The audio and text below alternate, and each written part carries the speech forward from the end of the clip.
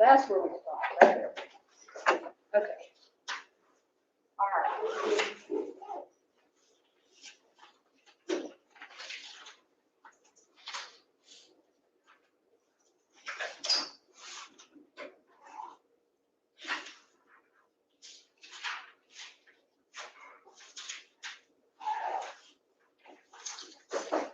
Okay, I will come back to this, but I want to show you something really quick, because I keep telling you that I'm going to do this and I don't.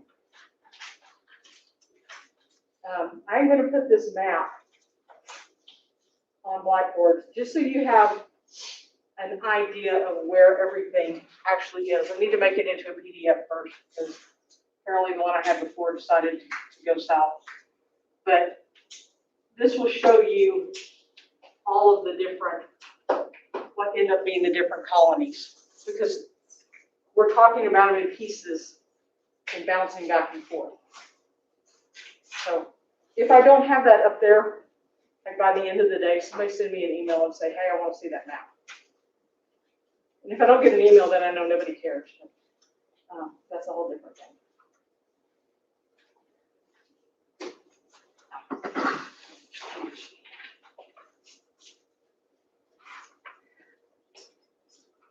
All right, so the middle colonies.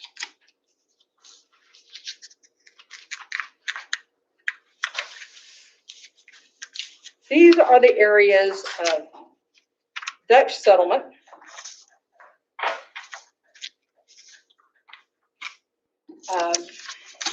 Remember, we talked about how the Dutch were one of the first to really threaten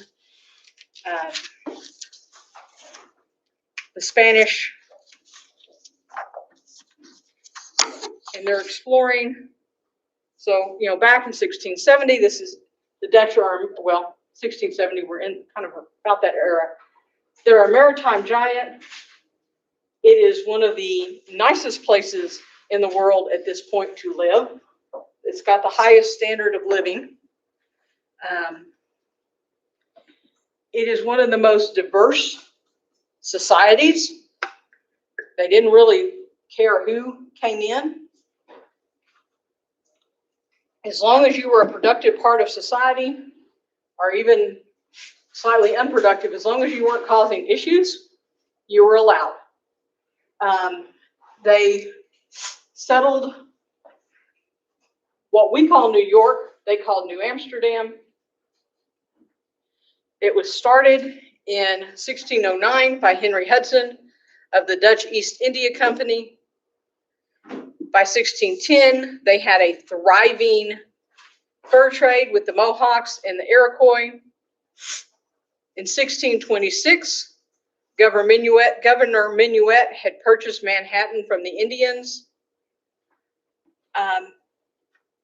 They were happy. It was a good place. And it was founded not for religious reasons, not, well, I guess both of these are religious reasons. They weren't escaping persecution, and they weren't trying to convert anybody. They went there to make money. We're here to expand trade, to trade with the Indians, live the good life, make money. So that's kind of the undertone of New Amsterdam, New Netherlands, this middle colony area. But they were overstretched. They're far from the Netherlands. They're starting to kind of outgrow what they can easily control. You do have Indians still on the fringes. Not everybody's nice, but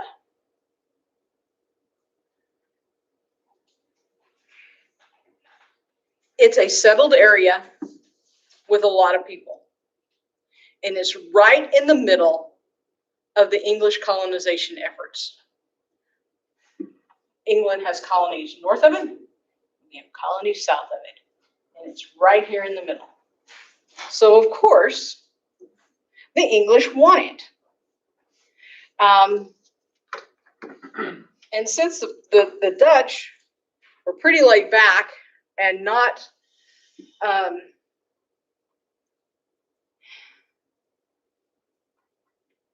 overly warlike, not aggressively, I think it's already, has it been around?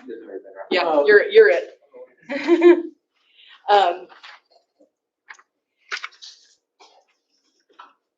When the English came in and said, "Hey, we want this," the Dutch pretty much just capitulate. It's y'all's. It falls easily to the English. There's no loyalty to the governor. You know, it looks like, hey, at this point, maybe the English will give us a better chance. So Peter Stuyvesant surrenders without a shot, retires to his farm, and continues to live in New Amsterdam. But now it's going to be called New York, because like those new southern colonies, the Carolinas, these middle colonies are going to become proprietary.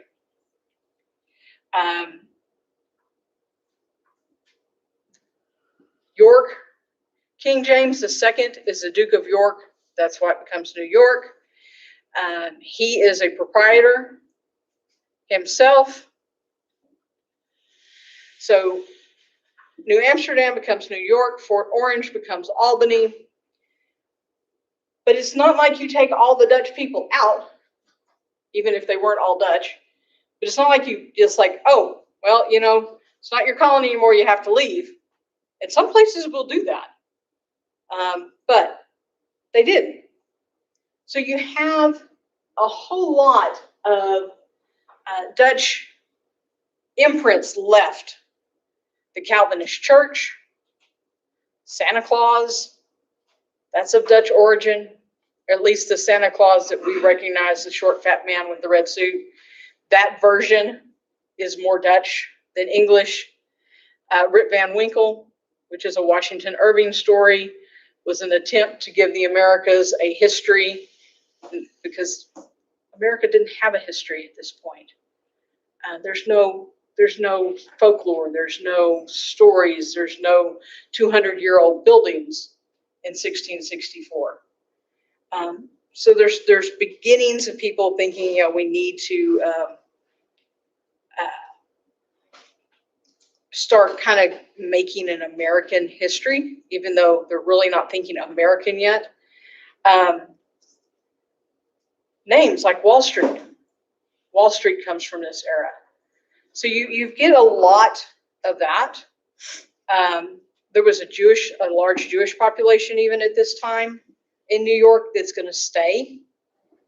Now, the Articles of Capitulation basically will confirm the political principles that the Dutch colony had lived by, and will give,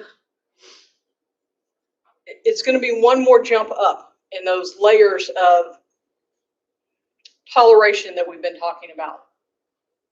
You know, how Maryland is now allowing, even though it was a Catholic colony, it now allows Protestant worship. So in New Amsterdam, the Articles of Capitulation stated that, you know what? I should have flipped that, sorry. There is a guarantee of individual rights unparalleled anywhere else in the colony. You had more rights as an individual in New York than you would anywhere else. There was free trade, religious liberty, you could practice whatever you wanted, and there's local political representation. And all of this gets incorporated into the New York City Charter in 1686. And it becomes a benchmark for colonial rights. Everybody wants to kind of hit this now.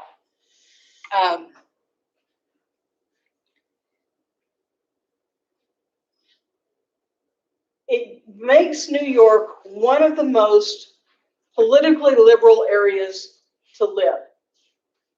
Religiously, it's one of the most liberal areas to live in. You can they just pretty much changed ownership. It's like under new management, but we're not changing any of the rules. I know I'm slow flipping that, so I'll give y'all a second to copy before we move on to New Jersey.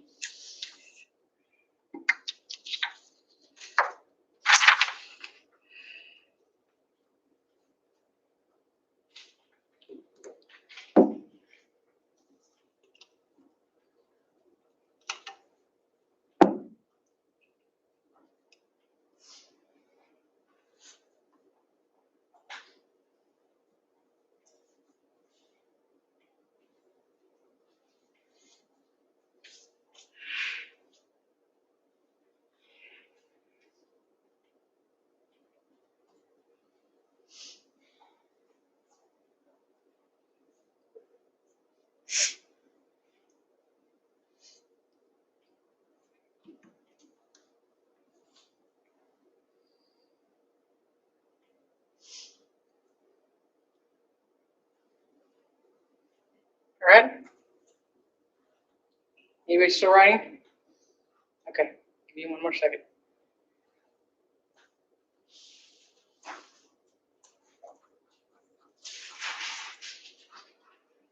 All right, New Jersey.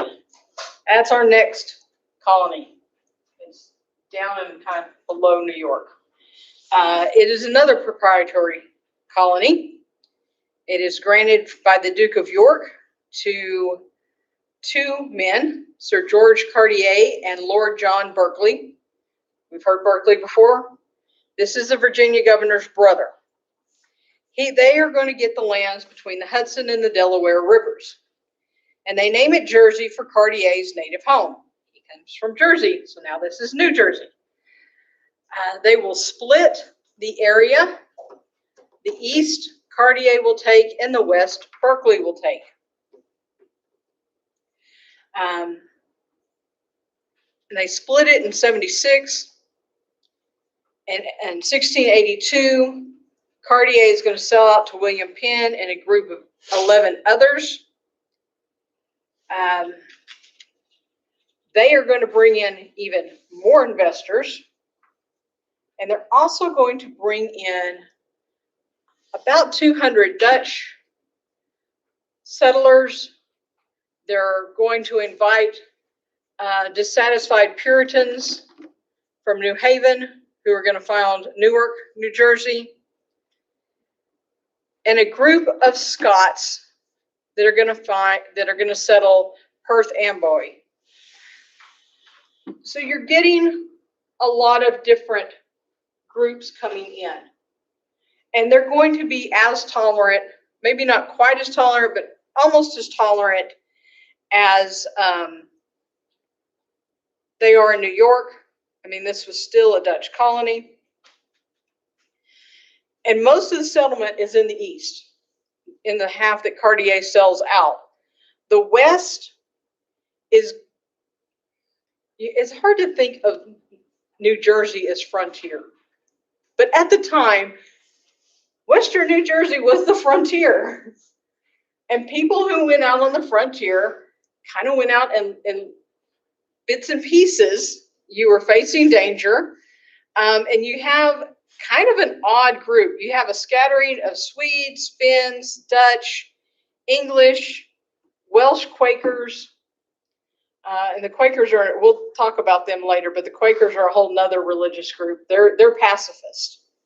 But it's actually kind of an interesting religion. Germans, Scotch-Irish. Okay, the Scotch-Irish are Scotsmen who the English had transplanted to Ireland when they took over Ireland to try to settle it and make it more English. So now you have this mix of Scottish and Irish, which means you can't understand a thing they say. And they're in this backcountry too. So you have this borderland of almost anything you can think of.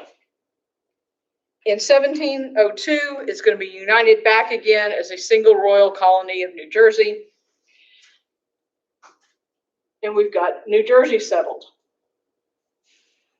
There's not a lot of remarkableness about New Jersey. It's just very diverse.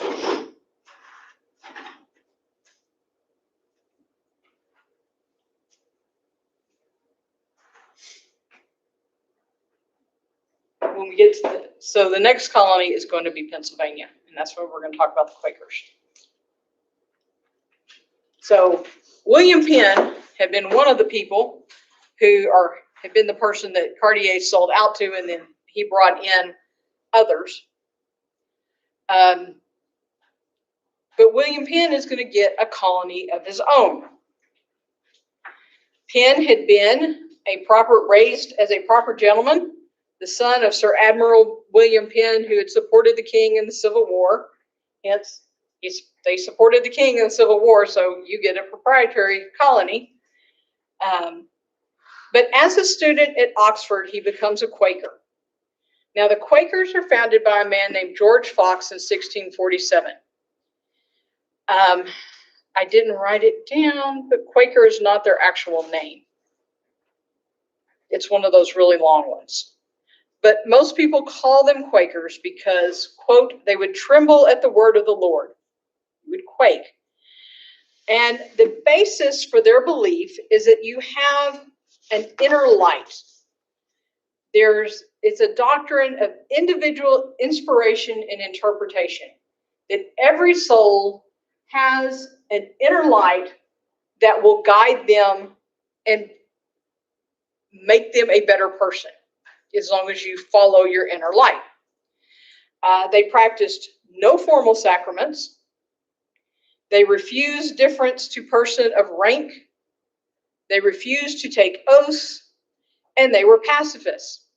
So this thing about deference to persons of rank, this is where we get the thee and thou, that we always somehow put on the Puritans, but the Puritans didn't say that. If you were a general, it didn't matter to a Quaker. You were another person. If you were a Puritan minister, it didn't matter. You were another person. They didn't use titles, and they didn't offer titles. Everybody puts their pants on the same way, except women at the time, because she didn't wear pants, but that's different. As a religion, they never inflicted persecution on others. They offered tolerance for all, regardless of belief or disbelief. And they extended participation to everyone, including women. Women were active in the Quaker Church. Just because you have a different gene doesn't mean you don't have an inner light. You have a Y chromosome, that's fine. And they were encouraged to settle in New Jersey by William Penn because, as we said, he became a Quaker in Oxford. He named his colony Pennsylvania, which means Penn's Woods, at the king's insistence that he name it for his father. And he actively recruited people to come to his colony. He called it a holy experiment. So again, we have religion driving our colonization. But in this case, is a tolerant religion. He printed tracts to call in to advertise his new settlement, and he printed them in English, in Dutch, in French, in German, and he made sure everybody knew that they were welcome. And by the end of 1861, he had about 1,000 settlers. The first city they set up is Philadelphia, the city of brotherly love. They practiced cordial relations with the Indians. I mean, Quakers are pacifists. Penn was very careful to buy land from the Indians, not take land. He even, like Roger Williams, learned the language. so that he can converse with them. And for about 50 years, it works. They have about 50 years of peace with the Indians in the colonies. The government is set up where all freemen elect counselors in assembly. The governor had no veto, but Penn did. As proprietor, he did. And what he hoped to show that Quaker principles could run a government without oaths or wars, and that religion could flourish without government support and with absolute freedom of conscience. So the Pennsylvania government wasn't using taxes to support the Quaker religion. They were just going by the Quaker principles in running their government. Penn is only going to stay in his colony for about 4 years, but like I said, it's going to be peaceful there with the Indians for about 50 years. And it becomes a refuge. It becomes a refuge for the other groups that are being persecuted. The Anglicans, the Germans, because Germany is, they're having their own war issue, civil war issues. The Scotch-Irish, who nobody wants. The Irish don't want the Scots in Ireland. And the English don't want them back in England. They don't want them back in Scotland. So let's send them across the ocean. They can go and stay in Pennsylvania. It's pretty and green.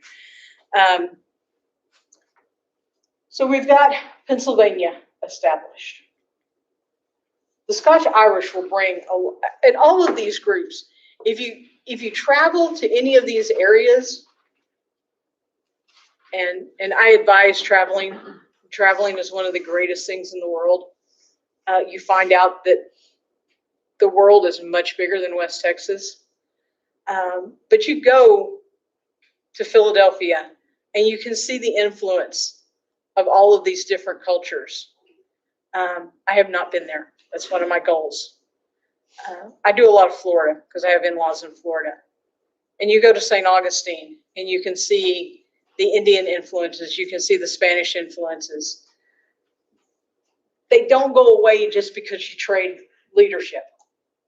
It's not like when you buy a house and you take all your furnishings and leave. And then it's all different.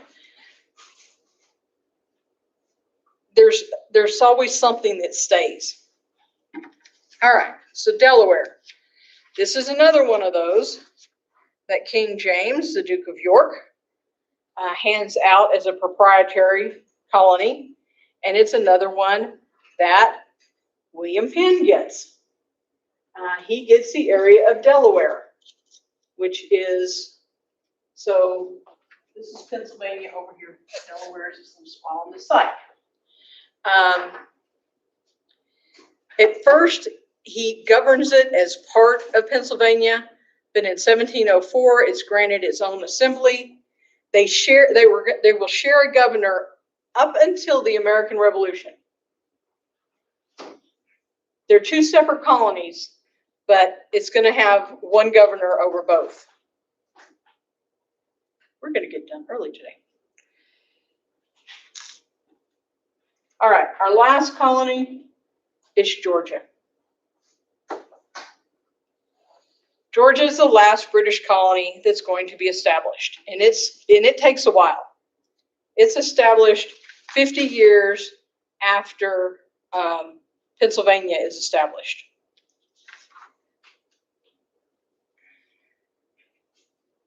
I lost my place.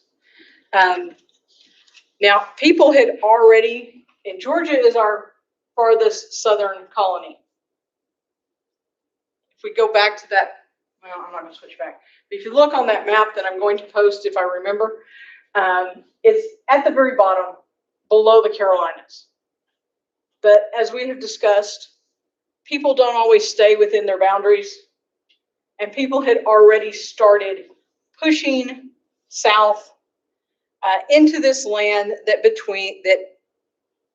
kind of floats between Florida and South Carolina. And it's not a peaceful place. The British are trying to make deals with the Indians to keep the Spanish in check. The Spanish are trying to make deals with the Indians to keep the British in check. The Indians are playing both sides, trading for rum, guns, goods. I mean, why not? You can work both angles and get things from both sides. And besides that, there's more than one Indian tribe to deal with, and the Indian tribes are fighting each other. These settlers have brought slaves with them as they have come south. So now you have a mix of English, Spanish, African, Indian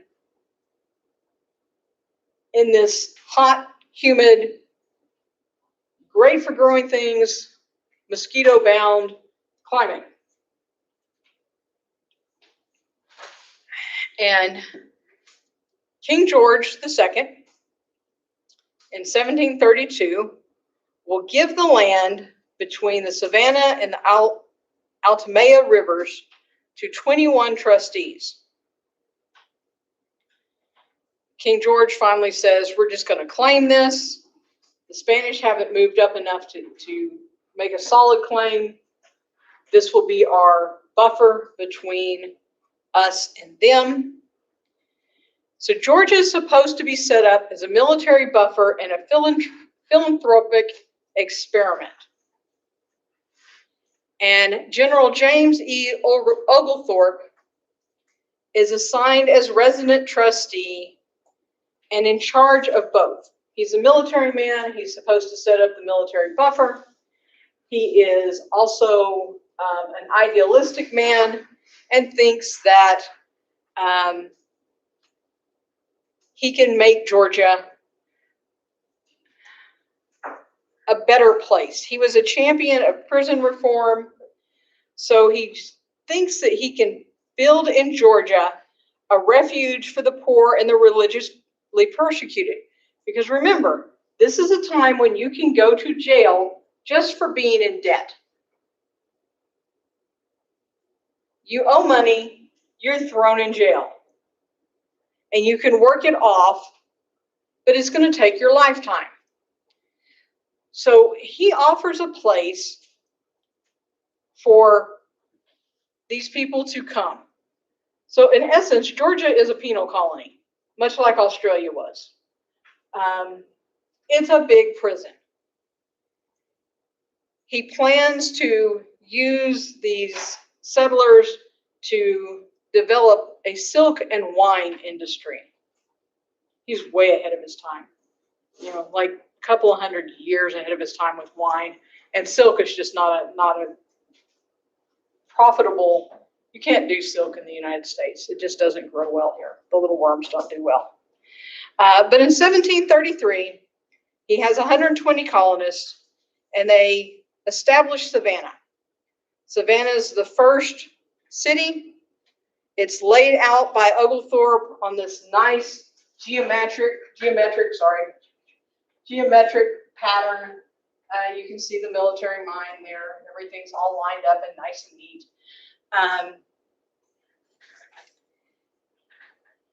In 1734, they get a wave of Protestant refugees from Austria, followed by Germans and German-speaking Moravians and Swiss. Then we're going to add the Welsh, the Highland Scots, the Sephardic Jews. So Savannah becomes a very, very cosmopolitan place, almost as cosmopolitan as New York, as Albany. As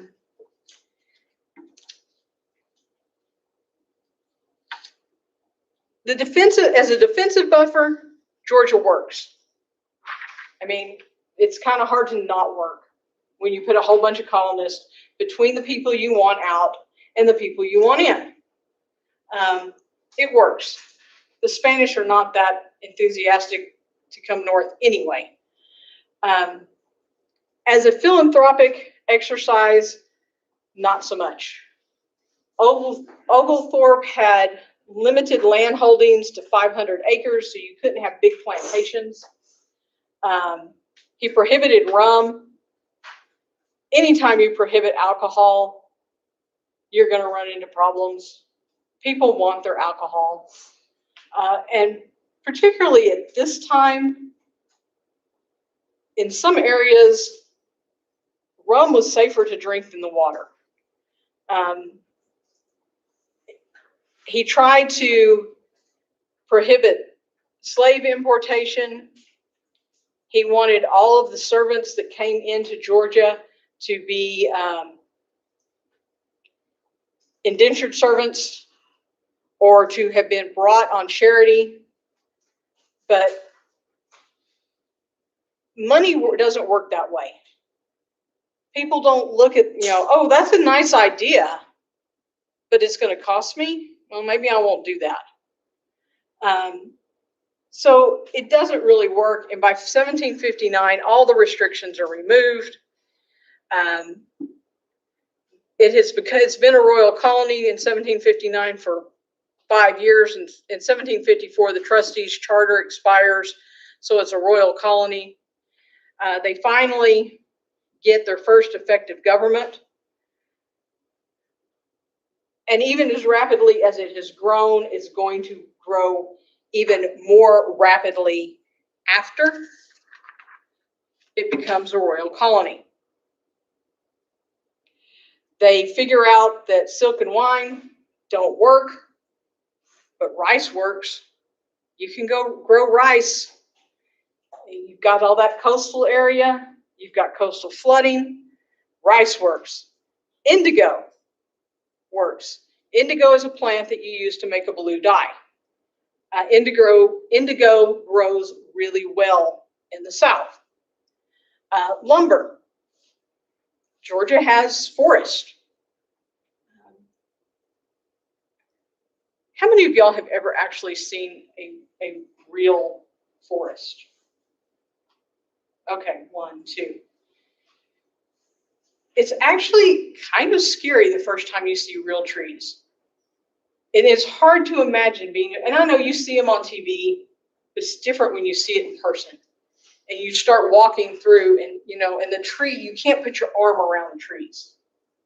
You can't even get hold of 2 or 3 people and put your arms around the trees. Well, Georgia had forest. That's where Tar Heels come from. Oh, that's North Carolina, isn't it? Who's the Tar Heels? North Carolina? Okay, I'm not good at sports. North Carolina had trees. So you have lumber. It's also good grazing. So beef and pork. And because of where it's at, being the most southern colony, it's the closest to the West Indies.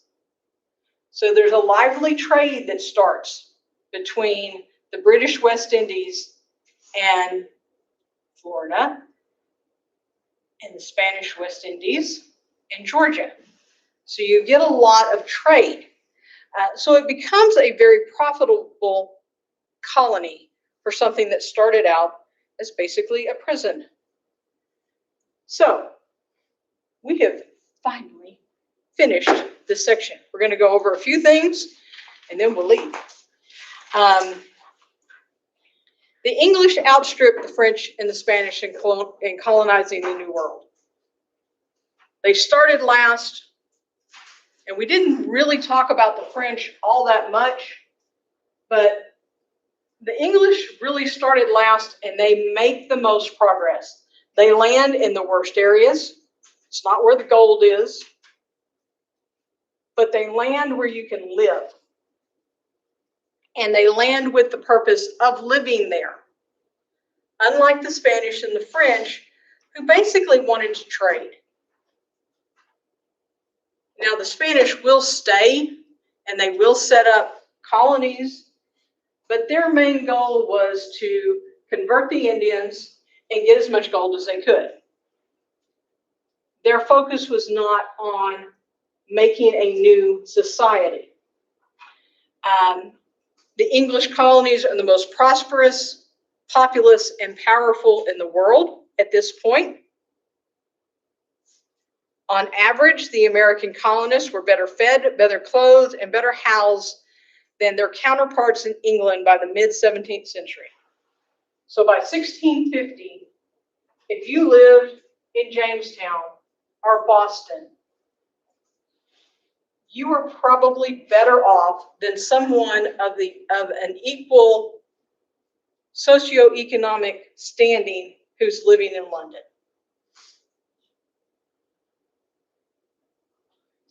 Lack of centralized control allowed the enterprising British to flourish. The fact that, unlike the Spanish, the British didn't micromanage their colonies. In fact, they neglect them on many occasions. And every time they're neglected, they take full advantage of that and expand as much as they possibly can. It was a welcoming community to a point. There's a very mixed population. It is responsive because they have self-government. And they're pretty much stuck here on the East Coast because of this, because of the Appalachian Mountains. That's going to hold the colonies here along the seaboard for a while. But at the same time, that is protection, because you do have the French over here. They come down in the Ohio Valley and trade with the Indians, but no one really goes this way. You go up and down. You have the ocean that protects you from this side. There are a lot of rivers that go north and south. So you have some communication in the colonies. You have the ocean to go across to communicate with England. And this is where we're at. We've got 13 colonies. They're all British. They're all still British citizens.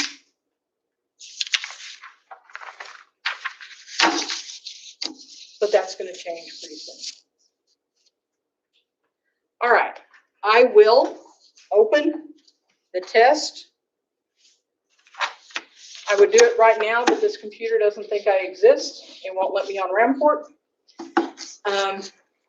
Well, actually, I can try real quick. But I'll get it done by this afternoon. I will leave it open. So today's Monday. I'll leave it open until Wednesday morning. That gives you more than 24 hours to take the test. I didn't realize it until I put the test on there yesterday. This is a longer test, but it is a longer subject. I mean, we spent more time on this one than the first one. So it's a 40-question test. It's the same format, multiple choice, same rules as before. It's not a lockdown browser. Use everything at your disposal to get the best grade you possibly can. And then when we come back on Wednesday, we will start talking about colonial life. And hopefully I can talk fast. We can get through that one. I won't say I'll talk faster. That's just kind of mean. I think I talk fast enough.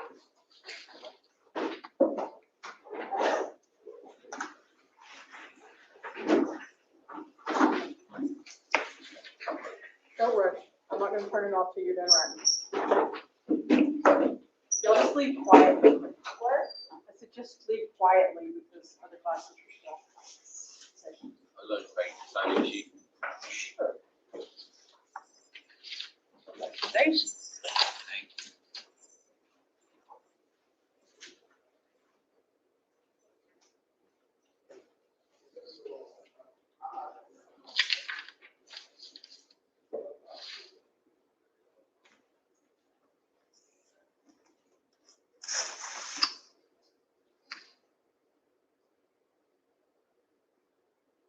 Are you one of my history majors? No, I didn't think so. Karen, I'm in computer science. that's what I actually started out to be. Yeah. I was going to be a computer programmer. I just have lots of experience, and so it's natural, I guess. Yeah. Oh, I loved it. I just couldn't do the math. And then I finally looked at my transcript and I thought, I have all these, because I was taking history and English to balance out the bad math grades. I thought, I'll be a computer science minor with a history major. I guess I don't really quite know yet how much math is involved because I haven't gotten that far. Yeah. Well, and the program may be totally different from when I went through, because that Probably. was, 30 years ago. They still say it's a lot of calculus. Yeah, I never made it to calculus. Analytic geometry is what did me in. And now I could do it, which is really funny. I really don't like geometry, but I'm